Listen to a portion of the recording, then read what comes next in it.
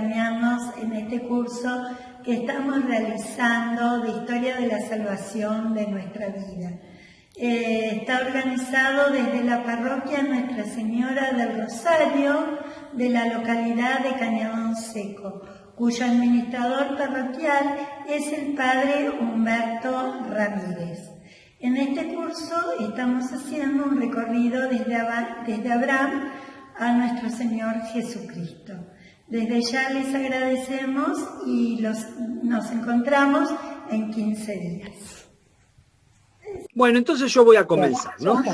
Voy a comenzar. Recuerden ustedes que hoy específicamente vamos a tratar de hacer el paralelismo del último tema que dio Andrea, que dijimos que era la conquista de la tierra en torno al reinado de David, el reinado de David. Póngale que haya sido en el 1900 antes de Cristo, más en el 1000, ponele, ¿no? El siglo X antes de Cristo, ¿no? Fue una época donde precisamente el rey David logró algo que no había logrado ninguno. ¿Se acuerdan que eran 12 tribus las de rey? 12 tribus, todos descendientes de Jacob, ¿no? Que venían de Isaac, de Abraham, bueno. De las 12 tribus, cuando se lanzan a la conquista de la tierra, cada uno agarró las partes que le tocó en suerte. Pero el rey David lo que logró, más o menos en el 1000 antes de Cristo, por ahí, a ojito, 1000 años antes de Cristo, él logró unificar las 12 tribus. Eso fue una genialidad. Logró unificar las 12 tribus y compuso un solo reino. El reino que compendiaba toda la Palestina, tanto la zona norte, que es la Galilea, vieron donde estaba Jesús en Nazaret, el mar de Galilea, ahí en torno a Galilea, la zona centro, que era Samaria, Samaria, los samaritanos, y la zona sur, que es justo donde está Jerusalén, se llama el territorio de Judá. Entonces tenemos la Galilea arriba, la Samaria en el medio, y la Judá al sur, con la capital en Jerusalén. Y David en esa capital, Jerusalén, logró reunir las 12 tribus bajo el imperio de un solo reino. Eso fue un golazo, porque ese imperio de un solo reino logró concretar la promesa que Dios le había hecho a Abraham. ¿Se acuerdan que así empezamos hace más de un mes? O sea, Dios le había prometido a Abraham. Él le había prometido, te voy a regalar descendencia y tierra, las dos cosas. Mucha descendencia, muchos hijos, ¿se acuerdan que empezó con Isaac?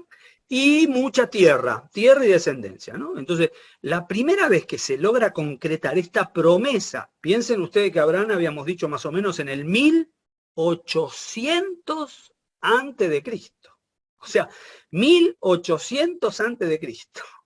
Y David, 800 años después, con David se logra concretar esta promesa que Dios le había hecho a Abraham. O sea, una sola tierra, un solo reino, un solo pueblo. Ya no eran 12, un solo pueblo. Esto es genial. Miren, les voy a mostrar acá un resumencito que yo hice.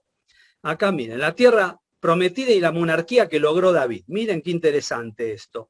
Compendió la unidad de una sola tierra, toda la Palestina junta, Galilea, Samaria, Judá, toda junta, un solo rey, bajo el imperio tenía las 12 tribus, un solo pueblo, el pueblo fiel, el pueblo de Dios, un solo Dios.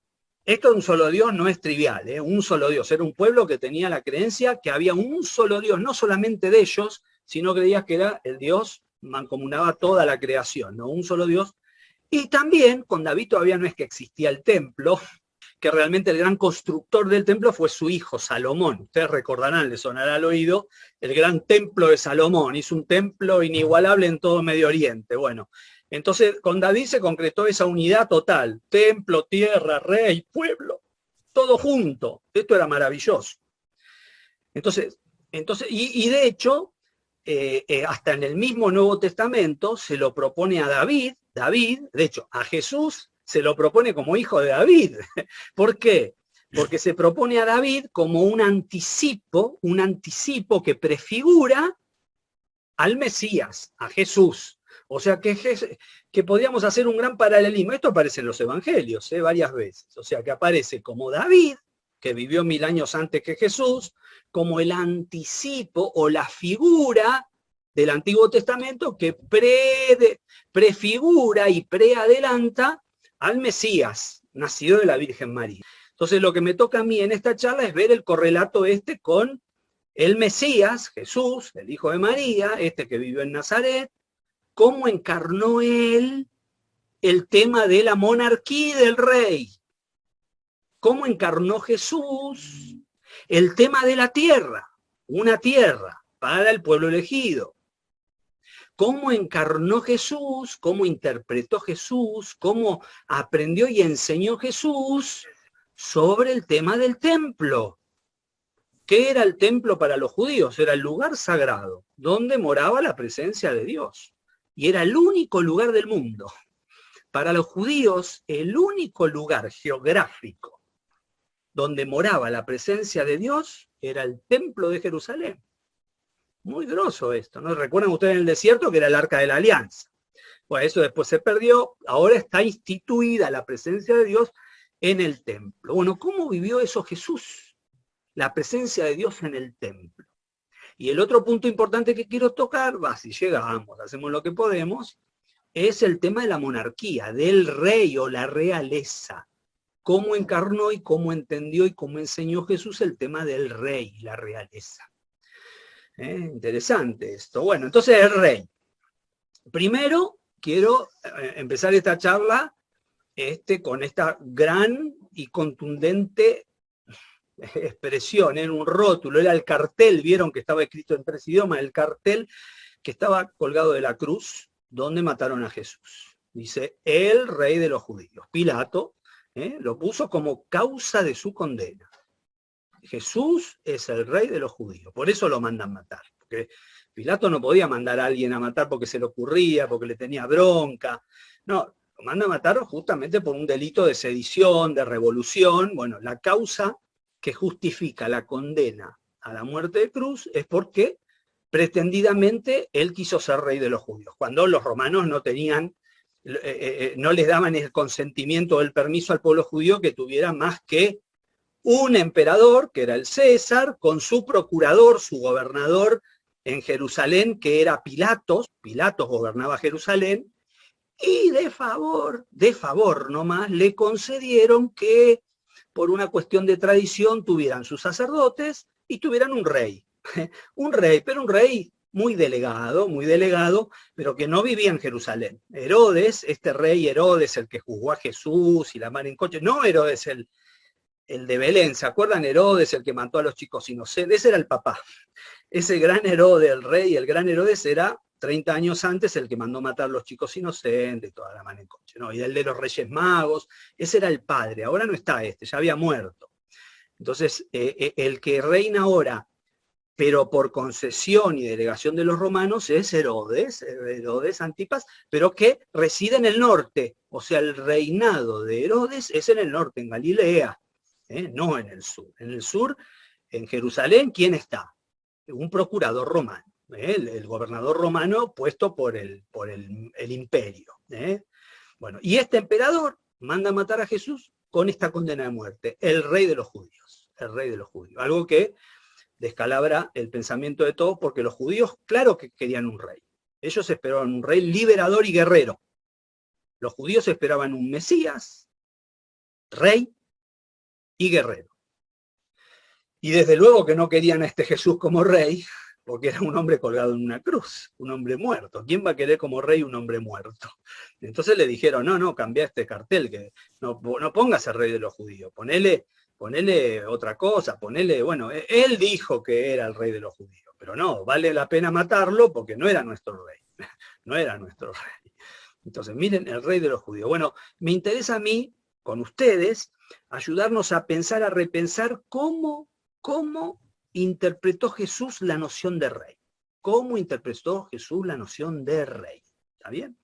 Bueno, para hacer eso, les propongo primero que repensemos que era un rey, pero para los judíos y también para los imperios de esa época, ¿no? Entonces, lo hago bajo 3 conceptos que tienen mucho que ver uno con otro. Primero, la figura de rey, el rey. Segundo, la figura del reino. Vieron que Jesús predicó un montón del reino. Eso va a ser objeto de nuestra charla ahora. El reino de Dios, el reino de los cielos, ¿no? Bueno, la figura del rey, la figura del reino y la figura del reinado. Son palabritas parecidas, pero son cosas que refieren a significaciones muy diferentes una de otra. Bueno, vamos a primero a la de rey, al rey. En la época de Jesús, ¿quién era un rey? Por eso los judíos no lo querían a Jesús por rey, no querían a Jesús por rey. O sea, ese cartel que colgaba de la cruz decía, el rey de los judíos, ellos no lo aceptaban, no lo querían. No lo querían porque no concebían un rey así. ¿Cómo era un rey para los judíos? Al estilo del rey David. Recuerden ustedes que David, está bien, fue el gran rey David, todo, pero fue un rey guerrero y asesino, ¿no? ¿Se acuerdan que él mató al filisteo ese gigante con la boleadora? O sea que era un rey, la concepción de rey davídico, que era la que tenían los judíos de la época de Jesús, con los que aprendió Jesús. El rey es una persona que tiene poder, ahí yo se lo escribo para que ustedes lo tengan bien claro el concepto. Era alguien que tenía poder y dominio. Poder, porque tenía la fuerza para dominar a todos sus súbditos, a todos. Era legislador, hacía las leyes, el rey, ¿eh? No había como ahora que tenemos Cámara de Diputados, de senadores. No, el rey decía lo que se podía hacer y lo que no se podía hacer, y era juez. El rey era todo, era poder ejecutivo, legislativo y judicial. Los tres poderes lo tenía el rey, en la época de Jesús. El reino, bueno, acuérdense que Herodes tenía un tanto viciado estos poderes porque estaba cooptado por el dominio de los romanos. Precisamente por eso los judíos esperaban un Mesías que se constituyera en verdadero rey, no como Herodes, que era un títere de los romanos. Él querían un rey con poder, con dominio, que legisle y que juzgue. Eso es un rey en la época de los judíos del tiempo de Jesús, ¿no? Desde David viene esa idea de rey. El reino, ¿qué es el reino? ¿Qué es el reino? Bueno, el reino refiere, normal, para la época de Jesús, ¿a qué refiere? Bueno, el territorio, las posesiones que tiene ese rey. Vieron que ese rey tiene un poder y un dominio. ¿Sobre quién? Sobre un territorio determinado. Tiene unas posesiones determinadas y tiene también la potestad de manejar su ejército. Tiene un ejército justamente para domeñar y para imprimir su poder al territorio y a las posesiones que tiene ese territorio, ¿no? Tiene un ejército y tiene un pueblo, pero el pueblo no lo tiene para servirlo, porque nosotros decimos, ay, nosotros somos, ¿se acuerdan que por el bautismo decimos somos sacerdote, profeta y rey? Pero nuestro reinado es un reinado no de dominio, sino de servicio. Eso lo aprendimos en la catequesis, ¿no?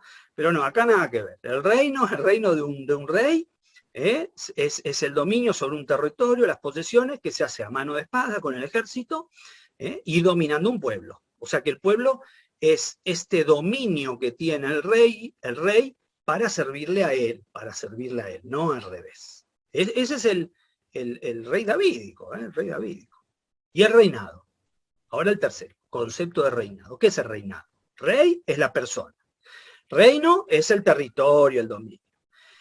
Y el reinado alude al ejercicio que hace el rey sobre su reino, al ejercicio de gobierno sería. O sea que el reinado alude al gobierno.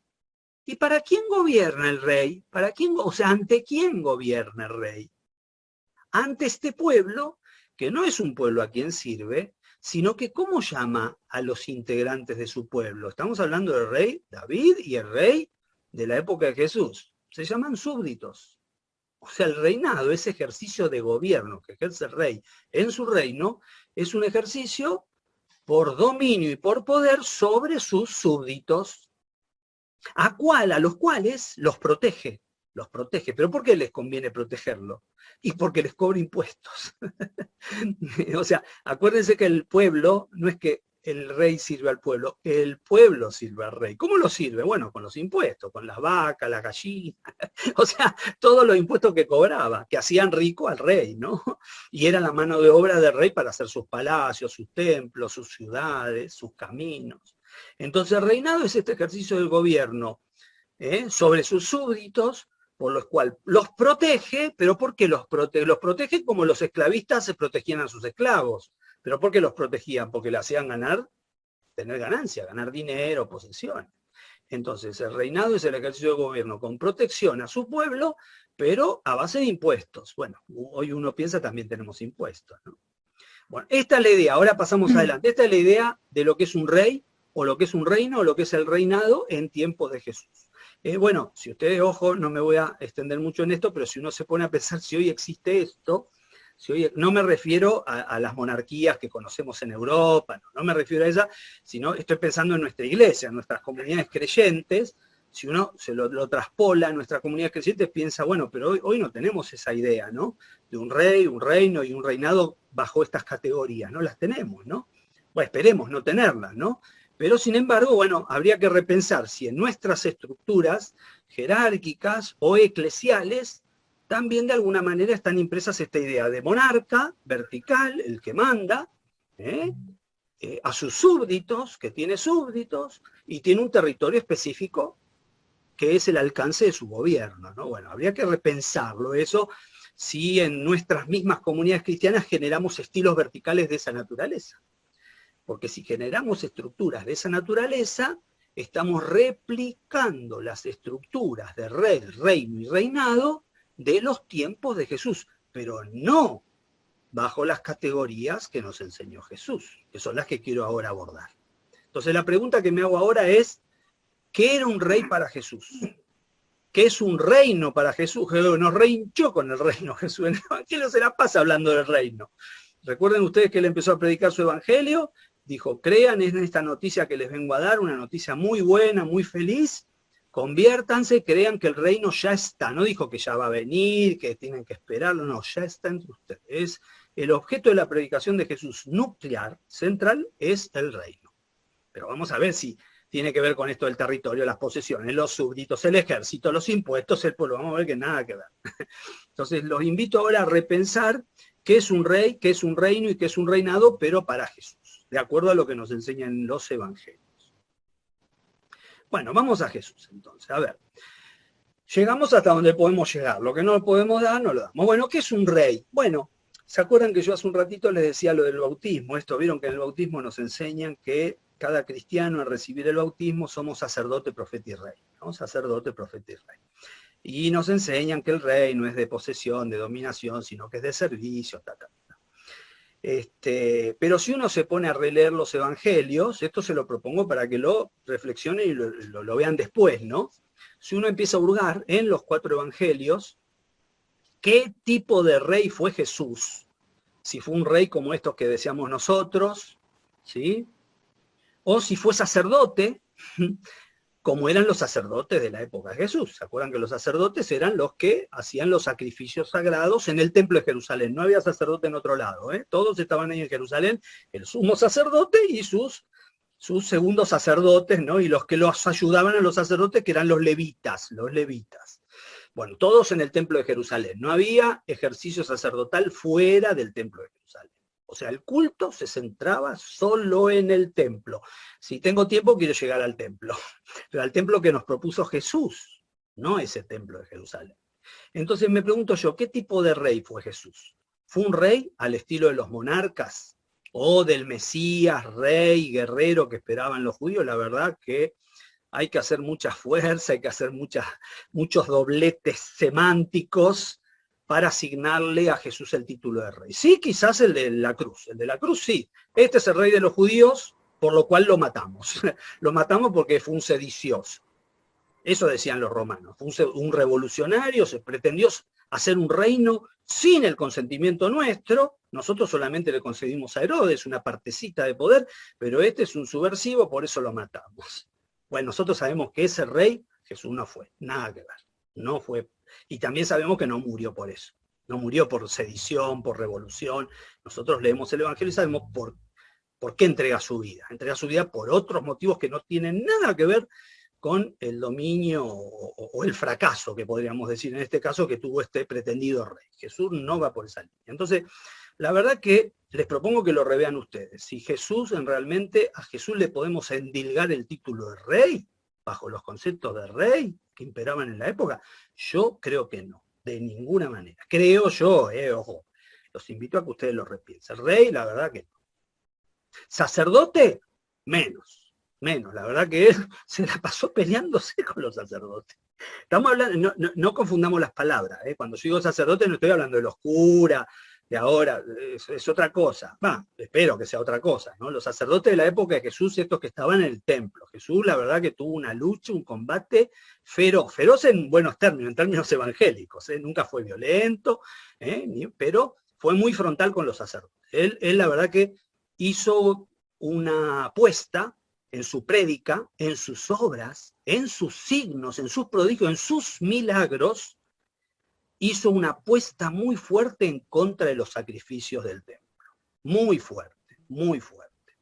Así que no podemos, para mí, me parece para mí, tampoco asignarle a Jesús el título de sacerdote. ¿Sí? Desde los evangelios. Si uno lee después la carta de los hebreos, es otro cantar. Ese es otra vuelta de tuerco que hace, no sé, el que escribió la carta a los hebreos. Pero en los evangelios, la verdad que está muy reñido el concepto de rey con Jesús, y está muy reñido el concepto de sacerdocio judío con Jesús. La verdad que está muy reñido. Sin embargo, de los tres, sacerdote, profeta y rey, el que le viene al dedillo a Jesús, pero al dedillo como ninguno, es el de profeta. El de profeta sí, ahí le ganó por 10-0 a todo el mundo. De rey yo creo que 0. De sacerdote creo que 0. Acuérdense, no confundan sacerdocio judío con el sacerdocio este que conocemos ahora, el cura que nos confiesa, nada que ver. Bueno, entonces, pero el concepto de profeta sí le va al dedillo a Jesús. Muy, muy al dedillo le va a Jesús. Porque en realidad, ¿quién es el profeta? Bueno, lo hacemos rápido, pero no vamos a confundir que un profeta es un adivinador, o alguien que anticipa el futuro, o alguien que te lee las manos, o que te va a decir cómo te va a ir en la vida, nada que ver, ¿no? Eso no es un profeta. El profeta es una persona de fe, profundamente creyente. O sea, podríamos decir, es un buscador de Dios, es un buscador del misterio, es un buscador del generador de la vida. Es un buscador de Dios, el profeta. Y lo busca tan hondamente, que busca a Dios en lo que es Dios, en su verdad, y lo busca también en lo que es Dios, en cómo se manifiesta Dios, que es su bondad. Miren qué lindo. Lo busca a Dios en lo que es Dios, en su verdad, y lo busca a Dios en cómo se manifiesta en su bondad. Es un buscador de la verdad y del bien de Dios. Eso es un profeta. Lo que pasa es que lo hace con una hondura tal que en general, cuando uno lee todos los profetas del Antiguo Testamento, todos desentonan con el establishment religioso. Desentonan todo, pueden pensar en Isaías, Jeremías, Osea, cualquiera. Desentonan con el pensamiento común, o sea, que son personas que buscan con figuras, con pensamientos, con ideas que son alternativas a las ideas o conceptos que instala la religión del momento. Siempre los profetas, y eso que era profundamente religioso, pienso en Isaías, no sé, gente de templo, gente que vivía casi en el templo, pero no pensaban con las categorías del templo. Eran revolucionarios, proponían ideas alternativas, son buscadores de Dios, de su verdad, de su bien, y leen esta verdad y esta bondad de Dios en la misma realidad histórica. Acá tendría que poner, donde yo puse realidad, hay que agregarle, le voy a escribir ahora, a ver, no sé si escribe esto, histórica. O sea, leen la realidad histórica, no otra realidad, la histórica, la que está viendo el pueblo, pero con los criterios de Dios, no con los criterios del establishment religioso. El profeta es el que anuncia el evangelio, siempre anunciaron todos los profetas buenas noticias. Bueno, hay algunos que la verdad que no anunciaron buenas noticias, no, anunciaron calamidades, pero en realidad calamidades atrás de las cuales venía una buena noticia. Hay profetas, la verdad, que son profetas del desaliento. Pienso en Isaías, el ejemplo, ¿no? Lo que profetizan son cosas malas para el pueblo, les va a pasar lo peor, pero porque después de lo peor viene lo mejor. O sea que el profeta en realidad siempre lo que busca es el anuncio de una buena noticia. Todo profeta es un evangelio viviente. Y muestran, miren este doblete que hacen los profetas, es interesante esto, ¿no? Hacen dos cosas, o sea, buscando esta verdad y este bien de Dios, leyendo en la propia historia, con los criterios de Dios, anuncian el evangelio, pero en este doblete, miren, doblete, una, mostrando la misericordia de Dios ¿a quiénes? A los pobres, a los sufrientes. O sea, el primer anuncio que hace un profeta, alguien que busca a Dios, el primer anuncio que hace es anunciar la misericordia y la ternura de Dios para los sufrientes. Es lo primero que anuncia un profeta. Es lo primero, aún anunciando calamidades, anuncia que Dios al sufriente lo va a consolar, lo va a tocar con su mano bondadosa. Pero el doblete, decía yo, ¿no? La otra es que el profeta anuncia esto a los pobres, a los sufrientes, pero también severamente denuncia la injusticia, la infidelidad. Piensen ustedes que si uno tiene que resumir en una palabra el pecado del Antiguo Testamento, ¿qué es el pecado? Si vos tenés que decir, yo te pregunto a vos, decime a ver, ¿qué es un pecado? Una sola palabra, que resume lo que es el pecado, desde Adán hasta el último profeta del Antiguo, hasta Juan el Bautista. Desde Adán hasta Juan el Bautista. ¿Qué es el pecado? Una sola palabra. Infidelidad. Es lo contrario de la fe.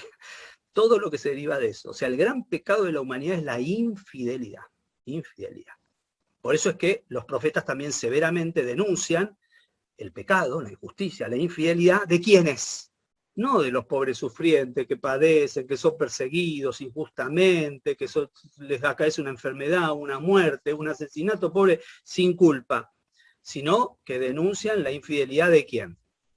De los que oprimen, de los opresores, de los perseguidores, de los que le quitan el pan al hambriento, porque si hay un rico es porque hay un pobre que tiene hambre. Y si hay un poderoso, hay un débil que sufre.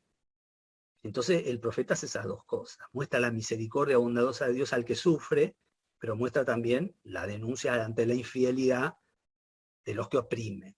Eso fue Jesús. La verdad que Jesús, el reinado de Jesús es eso. O sea, la realeza de Jesús, su ser rey, en realidad fue ser un gran profeta. Y como gran profeta, terminan asesinándolo, ¿no? Bueno, ese es el reinado de Jesús. Terminan asesinándolo. ¿Por qué lo asesinan? Porque en realidad están asesinando al que ellos querían encontrar y que no lo hallaron en Jesús. Asesinan justamente a este hombre que no fue el rey que ellos querían, ni fue el sacerdote que ellos querían. Fue el profeta que rechazaban. ¿Por qué lo asesinan a Jesús? Los judíos. Los romanos lo asesinan por sublevador, por revolucionario, sedición, rey de los judíos.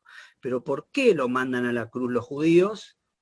Lo mandan a la cruz porque no fue Jesús el rey que ellos esperaban, ni fue Jesús el sacerdote que esperaban. Fue justamente el profeta que les desvelaba a ellos, les dejaba descubierta la opresión que ellos ejercían sobre el pueblo y sobre los sufrientes. Por eso lo mandan a matar a Jesús. Fue un profeta. Yo diría, si tengo que sintetizar, el aspecto rey de Jesús es profeta. No me entona ninguna nota del rey ni ninguna nota del sacerdote. La del profeta entran todas.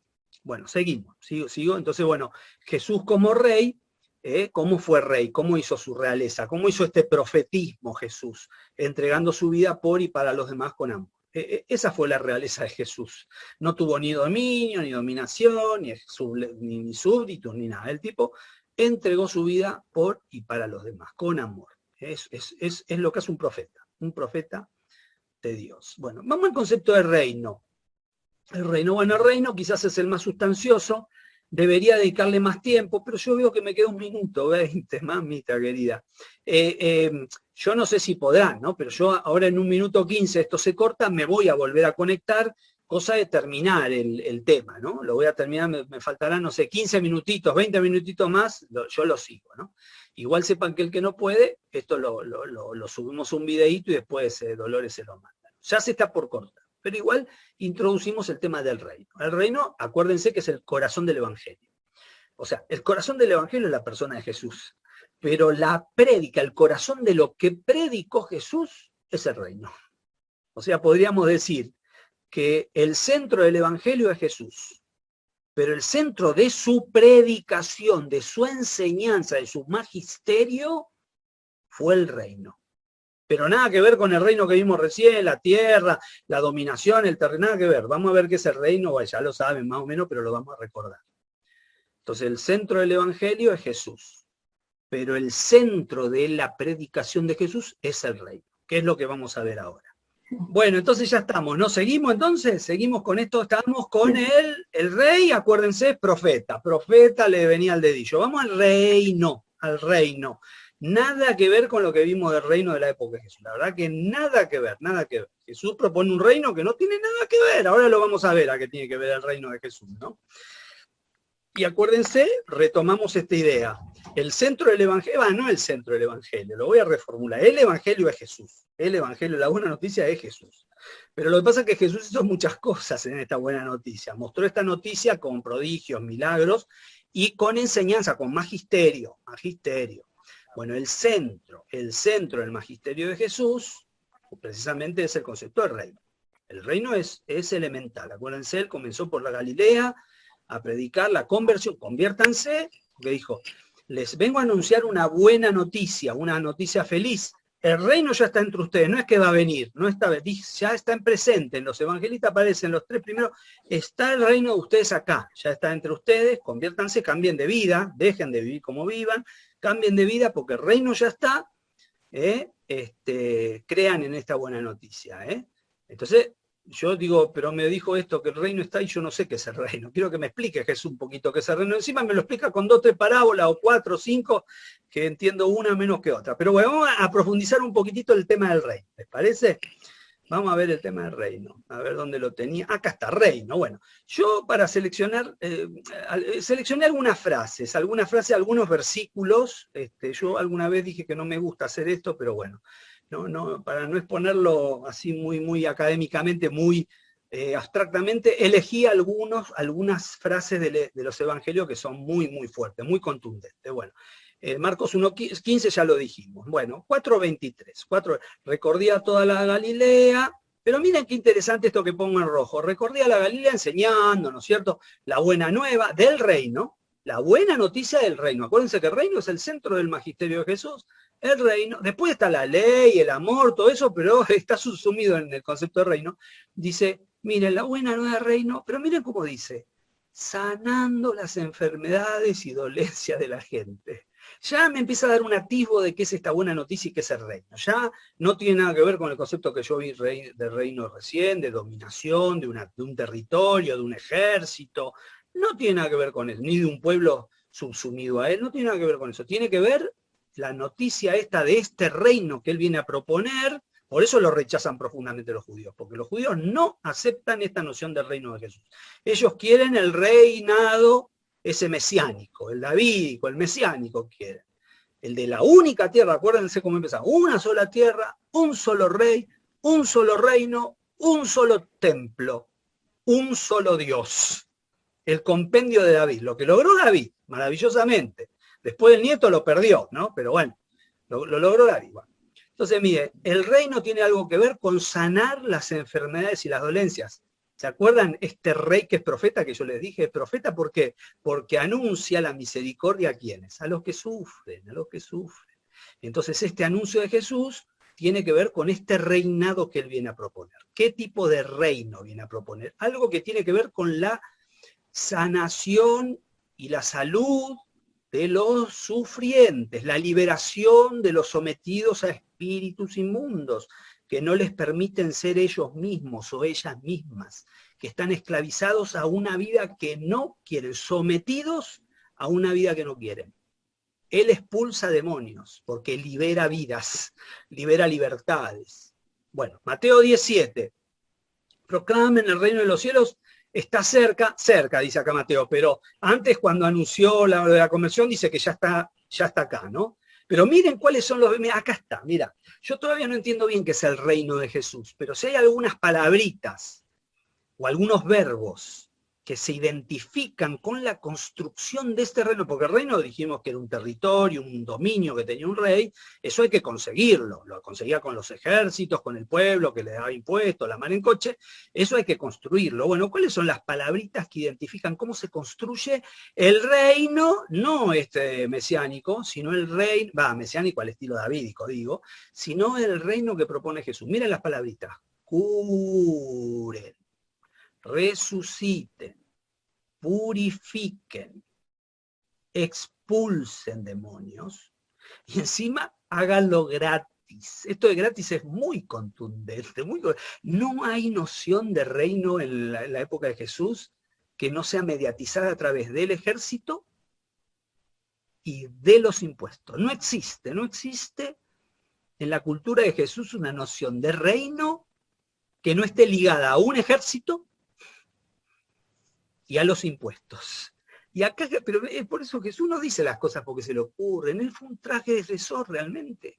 O sea, es un profeta. ¿Vieron que dijimos que el profeta busca criterios? Esto se lo copié a Andrea. Andrea, yo cuando, no sé si estabas, pero busqué la definición de lo que era un profeta, el que busca la verdad, el bien para todos, leyendo la realidad histórica con los criterios de Dios, alternativos a los instaurados. Eso vos lo dijiste en tu primer charla. O sea, los profetas anuncian, y bueno, mejor anuncian no, escuchan y ven de Dios cosas que son alternativas a las formas de pensar, a las formas de ver. Es genial. Entonces acá Jesús, en esto sí fue revolucionario, porque el tipo, él nos enseñó a descubrir ciertas notas distintivas de lo que es un reino, el reino que él nos propone, que no tiene nada que ver con esas dos notas distintivas, ni el ejército ni los impuestos. Por eso me dice: curen enfermos, resuciten, purifiquen, expulsen, y dice gratis, gratis, gracia, es un regalo. De regalo lo recibiste, de regalo lo tenés que dar. Es una nota distintiva del reino de Dios. El reino es un reino que se construye a base de gratuidad. Gratuidad. Si hay un intercambio a través de una purificación, de un sacrificio, de un diezmo, ya no hay diezmo, no hay diezmo. Con esto echó por tierra lo del diezmo Jesús. Acá no hay que diezmar. Vieron que nos enseñan mucho no a nosotros, los pentecostales, o las religiones cristianas pentecostales enseñan mucho lo del diezmo, porque se basan en el Antiguo Testamento, se quedaron anclados en Moisés y en el Deuteronomio, quedaron anclados allá, pero no, me parece que no pescaron esto de la gratuidad del reino. No hay que diezmar para que Dios te bendiga. Eso no es del Evangelio. No hay que diezmar para que Dios te bendiga. Sí, lo que tenés es que dar todo lo tuyo, es verdad, todo lo tuyo, pero por otro motivo, no para que Dios te bendiga.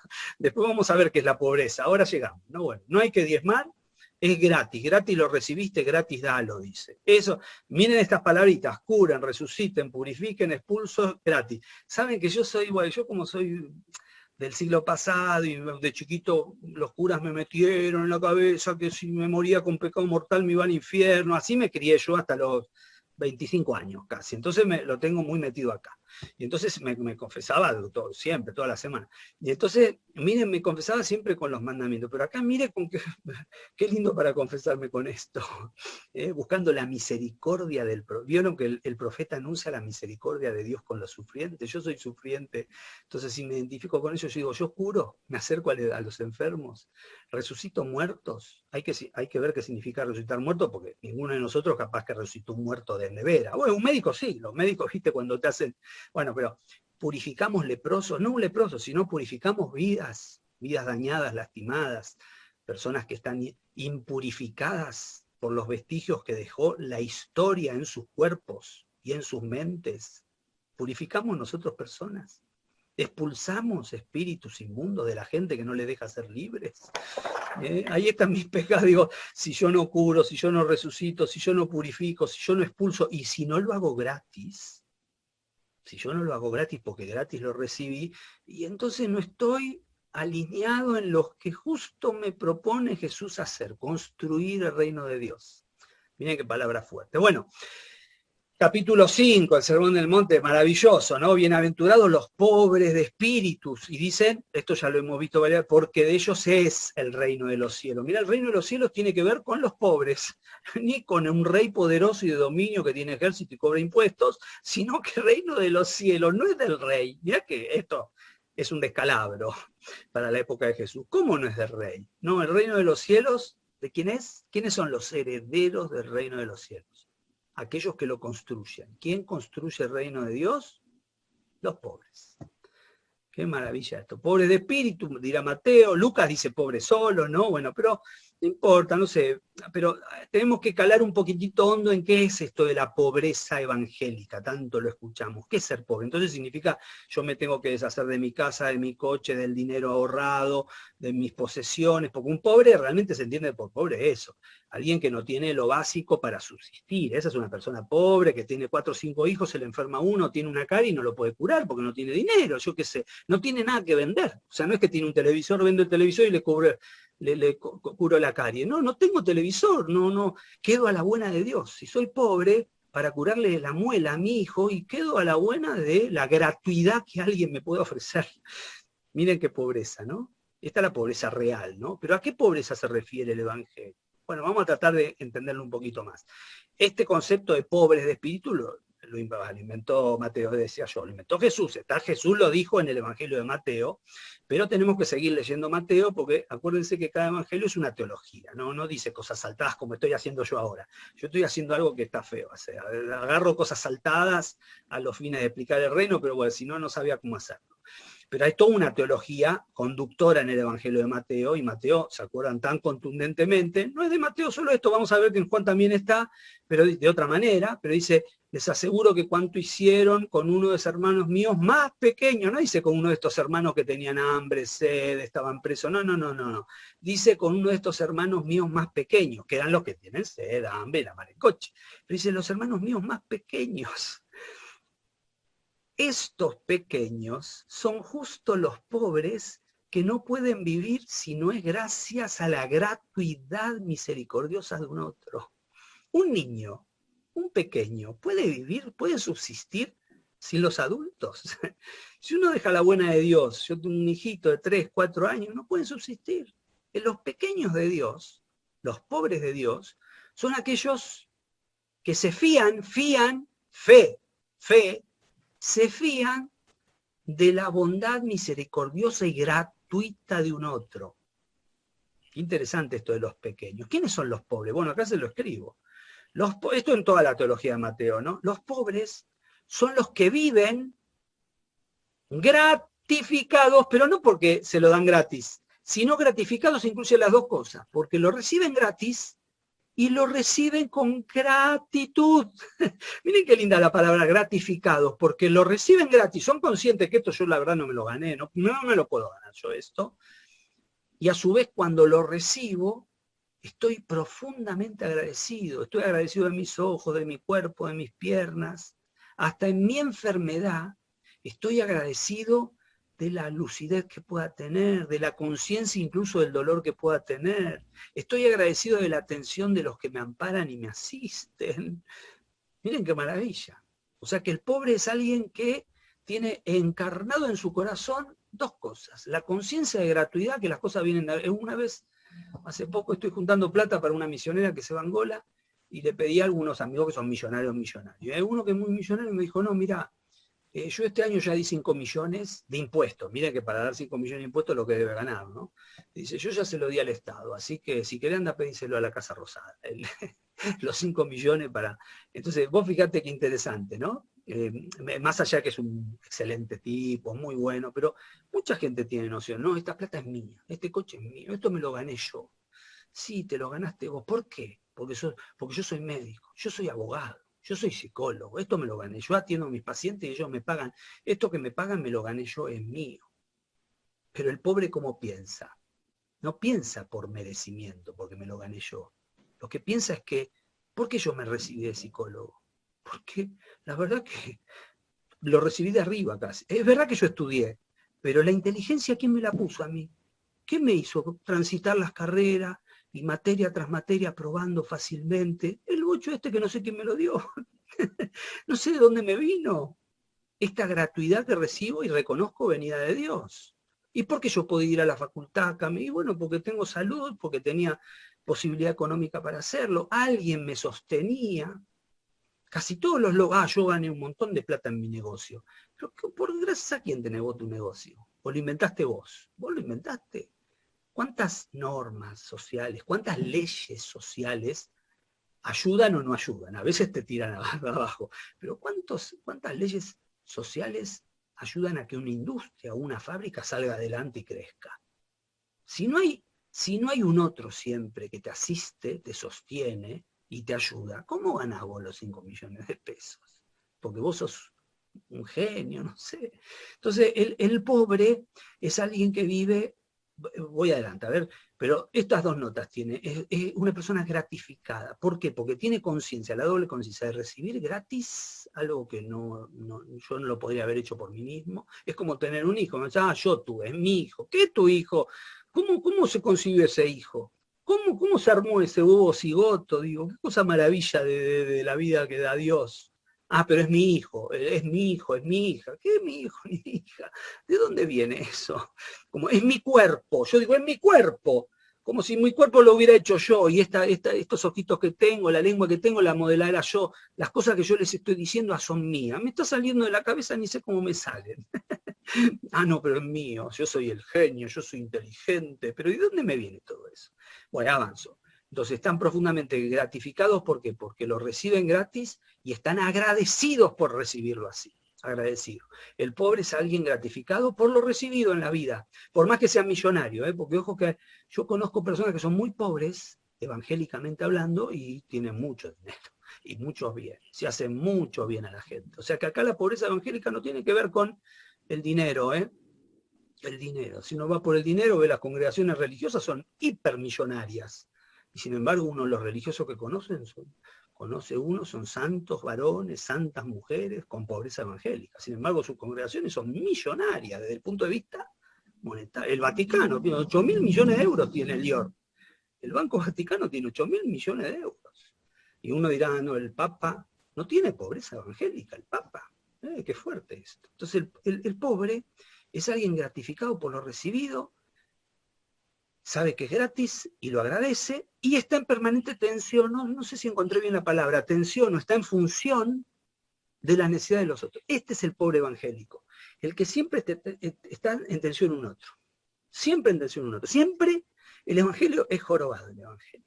Esta buena noticia es muy, muy embrincada, porque Jesús siempre te corre al lugar de estar en tensión de quién le falta lo que vos tenés. Es jorobadísimo, porque te puede conflictuar, porque yo ya me lo gané, tengo mi ahorro, me voy un mes de vacaciones. Claro que me lo merezco, ¿cómo no me lo voy a merecer?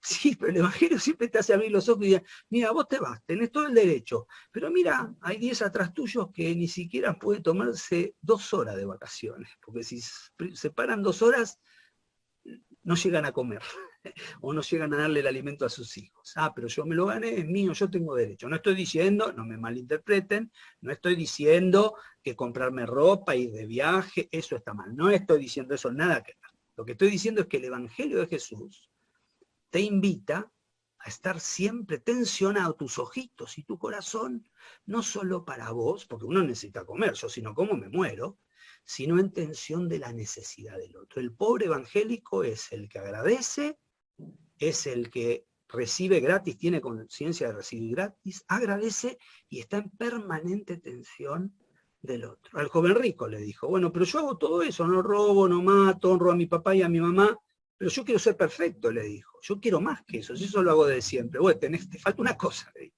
Vende todo.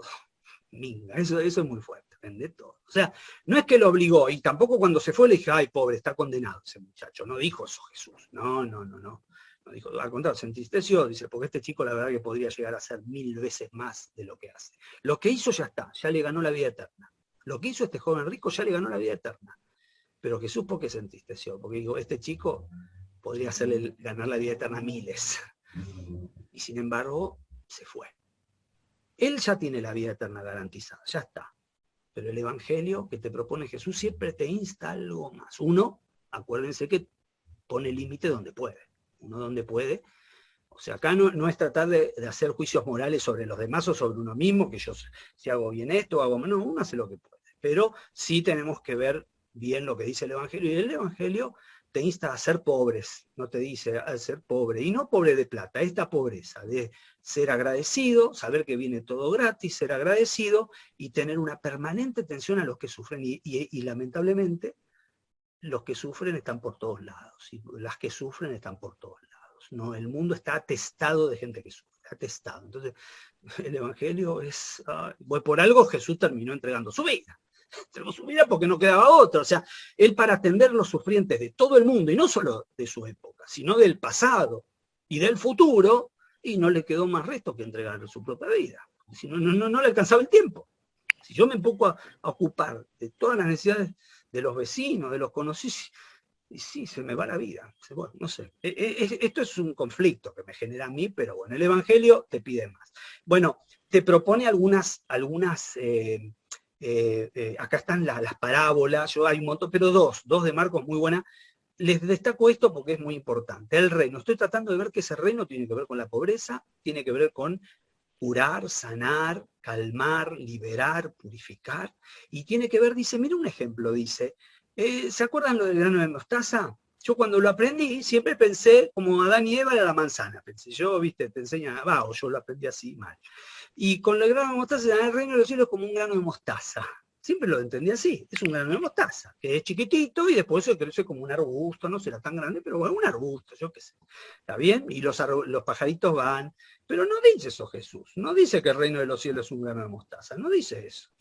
Como el otro, dice acá, el grano de mostaza, y el otro al grano que crece por sí solo. ¿Vieron? Esa es otra parábola. Dice, es un grano que crece porque la semilla está en la tierra y crece por sí sola y nadie la riega, nada, y sale igual.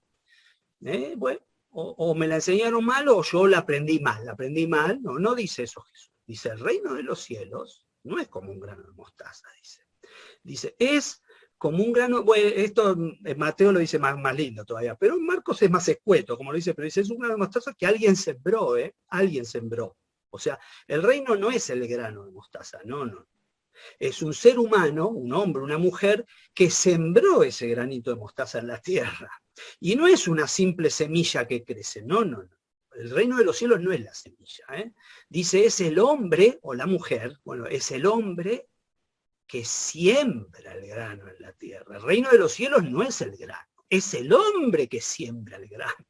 No es el grano de mostaza, es el hombre que siembra el grano de mostaza. O sea que, y lean las demás, hay un montón de parábolas, en Mateo tiene más, Marcos no, pero Mateo tiene más, Lucas también. Dice, pero todas las parábolas aluden siempre a una acción, no a un objeto, a una acción.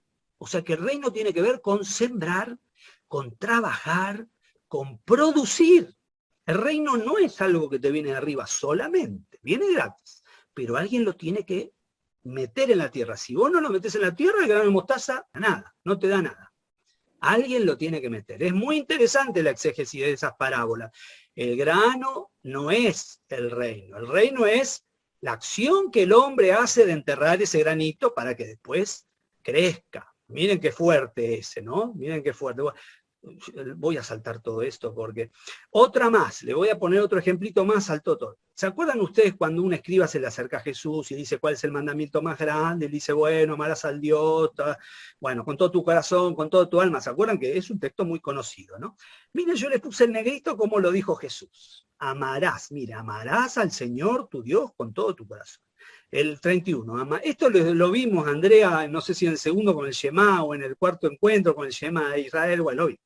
Bueno, pero que me quiero detener en esto solamente. Mire cómo dice acá Jesús. Dice, bueno, ya que me preguntás cuál es el mandamiento más grande, te digo, es el Shema ese, amarás al Señor tu Dios y amarás a tu, le agrega un cachito más al Shema que no estaba en el Shema, pero le agrega, amarás a tu prójimo como a ti mismo. Mira qué interesante lo que dice Jesús. Pero fíjate que Jesús lo pone en futuro. Esto no son pavadas estas, yo digo, ¿qué me importa? Es muy grosso esto. Dice, amarás, lo pone como un ideal. Jesús lo propone, el mandamiento como lo conocía este judío. Este judío lo aprendió así, todos los judíos lo aprendieron así.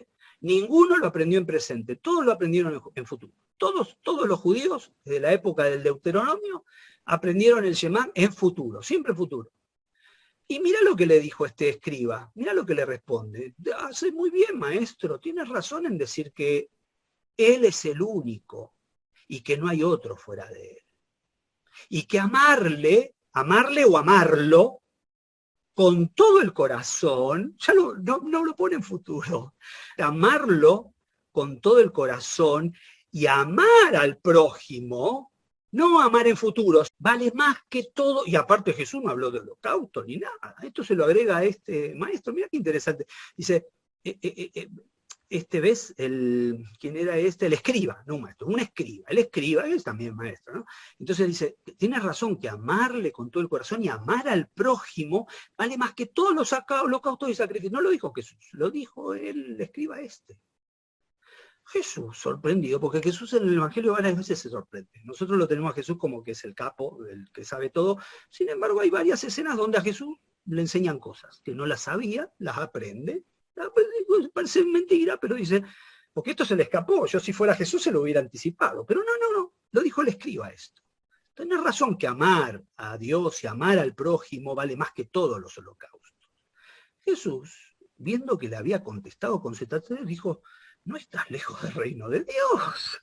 O sea, ¿qué le dijo? Pero justo vos estás ahí pegadito a lo que yo estoy predicando. Porque el reino de Dios tiene que ver con esto, con una acción presente, no tiene que ver con el Shema futuro. No, ojo que no estoy desmereciendo el Shema, ¿eh? El Shema es sagradísimo. Pero el aporte que da este texto es que acá Jesús le constata que este amor es lo que te abre las puertas para la construcción del reino de Dios. No un ideal de futuro. Si vos tenés como ideal de futuro, ay, yo quiero amar a Dios, yo quiero amar al prójimo, pero nunca lo concretás, no llegás al corazón del Evangelio.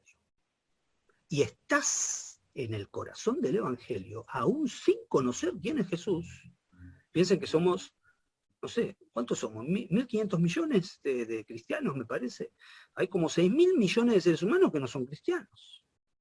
No son cristianos. Nunca leyeron el Evangelio, la mayoría de ellos.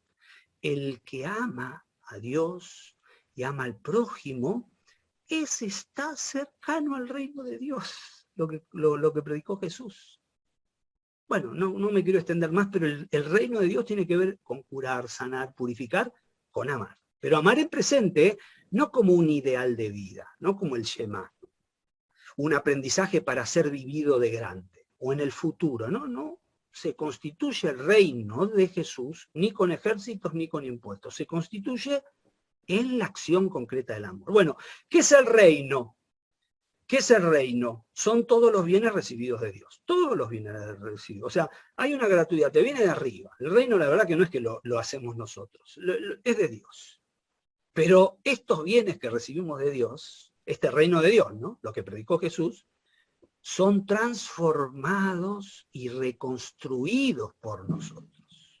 Acuérdense del grano, no es el grano, es el hombre que siembra el grano. El reino es un bien recibido, o muchos bienes recibidos de Dios, pero modelados y trabajados por los seres humanos. Uy, me quedan 10 minutos y ya termino. Entonces, modelados por los seres humanos.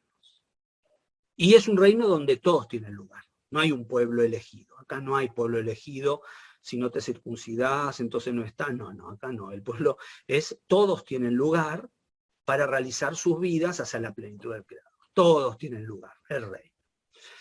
El reinado es un bueno, no lo puedo dar esto porque no me da el tiempo, pero es el Evangelio de Juan. Es la última cena, capítulo 13, 14, 15, 16, 17. Bueno, habla de dos cositas, del servicio y del amor. El reinado, este gobierno del que yo les hablaba, ¿cómo ejerce el rey el gobierno sobre su reino? Lo ejerce con el reinado. ¿Se acuerdan que decíamos reinado tiene súbditos?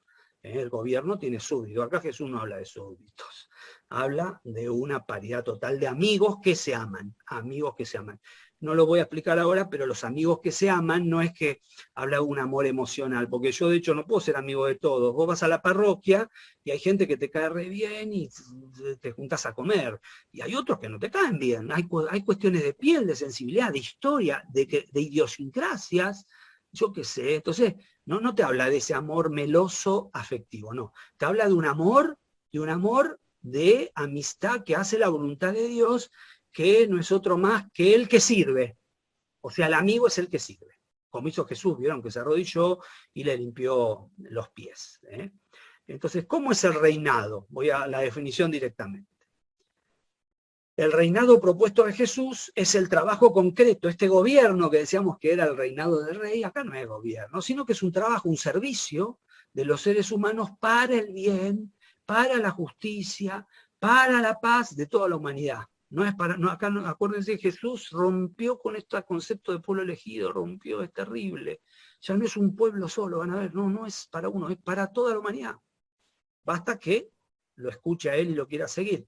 Dice, entonces el reinado es el trabajo, es el servicio que hacemos los seres humanos, los cristianos, para el bien, para la justicia, para la paz de toda la humanidad, en armonía con toda la creación, realizado en el amor de Dios. Bueno, los dos últimos conceptos, voy al título, al resumen nada más. Y listo. La tierra, decíamos que el otro concepto de David era la tierra, unificó la tierra, Palestina. Bueno, acá es clarísimo, los sinópticos, vayan por todo el mundo, vayan a toda la gente, vayan a todas las naciones. Jesús rompió con esto del pueblo elegido de Israel. Ni circuncisión, ni sábado, ni comidas de los judíos, eso la verdad que le dio con un plumazo y en los Hechos de los Apóstoles quedó absolutamente como normativizado, se hizo ley, después se hizo ley de la comunidad cristiana, no hay que ni circuncidarse, ni hay que ir al templo más, ya no hay que ir más al templo, el cristiano ya no va al templo.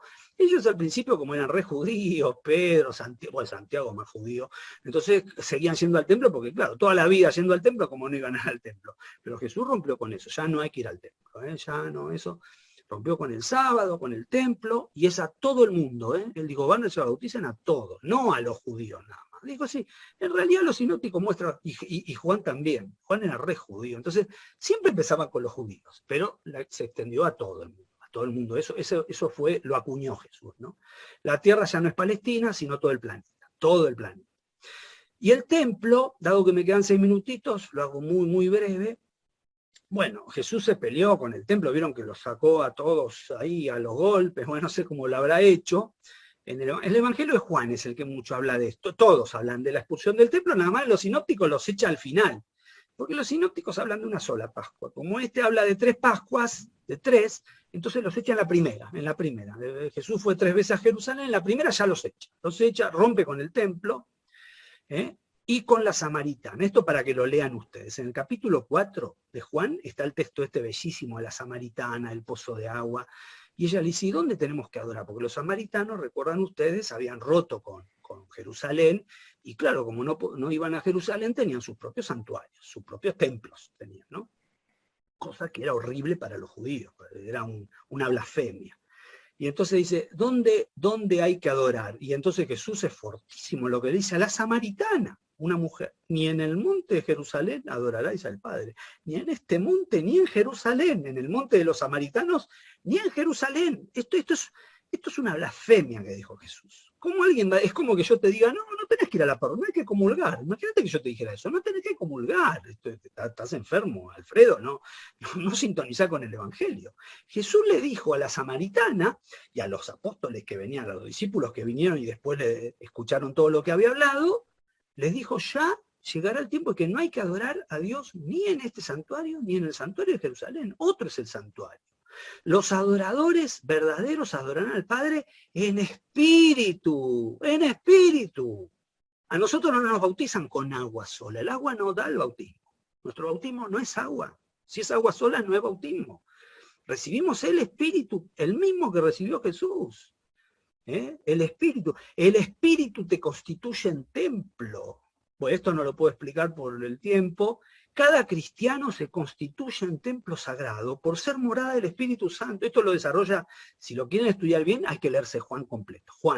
Lean Juan hincha con esto, que Jesús y el Padre son uno, y que el Espíritu Santo, que es el que envía, es uno con Jesús, y el que recibe a Jesús es uno con el Padre. Bueno, acá tienen varios textos, pero yo no los voy a dar ahora, pero queda bien clarito que cada cristiano es el templo sagrado. Vos, yo, cada vez que nosotros somos bautizados, la vez que nos fuimos bautizados, o cada vez que comulgamos, somos templo sagrado por ser morada del Espíritu Santo, de Jesús y del Padre. Créelo o no créelo, pero el evangelista te lo dice, Jesús te lo dice.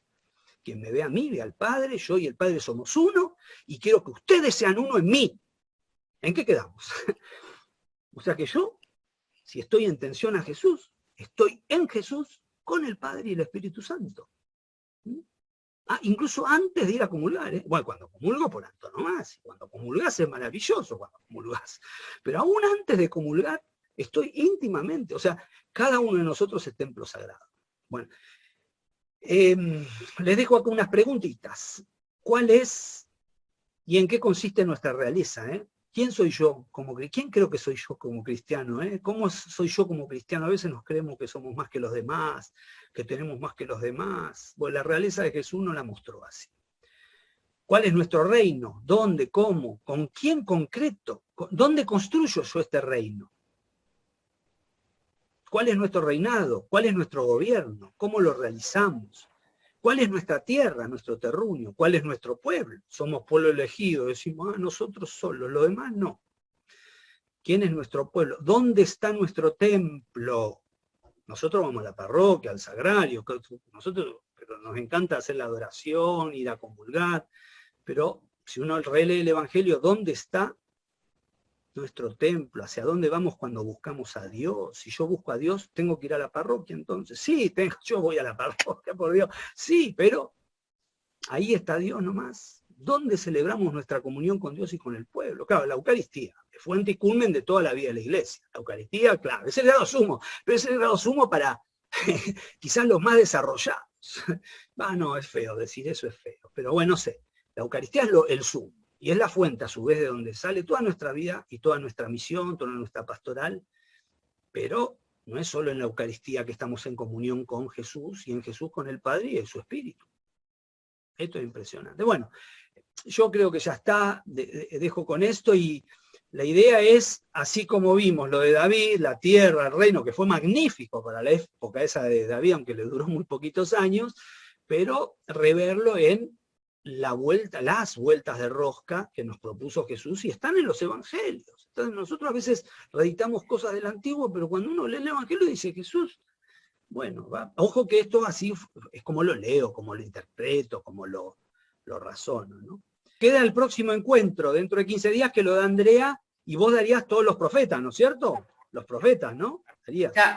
El momento de, digamos, el profeta y el exilio y la vuelta. Vamos a hacer ahí una... buenísimo, bueno. Todo el exilio a Babilonia. El año 500, por ahí, 500 y pico. Y no pérdidas. Bueno, dale, voy, como si nosotros no las tuviéramos. Si quieren nos reconectamos. La señal de la cruz. Bueno, hacemos la señal de la cruz. Ahí está. Bueno. Que el Señor nos haga parábolas vivientes. Eso.